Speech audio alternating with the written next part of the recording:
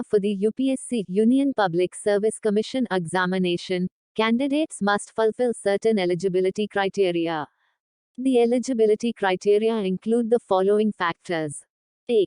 Nationality. The candidate must be either A citizen of India, or B. A subject of Nepal, Bhutan, or C. A Tibetan refugee who came to India before January 1, 1962, with the intention of settling permanently in India, or D. A person of Indian origin who has migrated from Pakistan, Burma, Sri Lanka, East African countries of Kenya, Uganda, the United Republic of Tanzania, Zambia, Malawi, Zaire, Ethiopia, and Vietnam with the intention of permanently settling in India.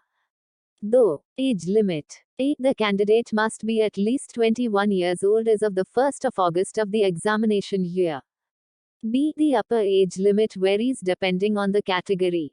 General category, 32 years. OBC other backward classes 35 years. Scheduled caste, scheduled tribe 37 years.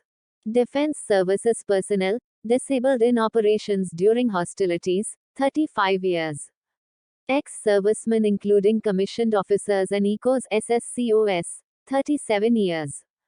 Candidates domiciled in Jammu and Kashmir during the period from January 1, 1980, to December 31, 1989, 37 years. Physically disabled candidates blind, deaf mute, orthopedically handicapped, 42 years. 3. Educational qualification. A. The candidate must hold a bachelor's degree from a recognized university. B. Candidates who are awaiting their final year results can also apply, provided they submit the proof of passing the examination along with the application form. These are the general eligibility criteria for the UPSC examination.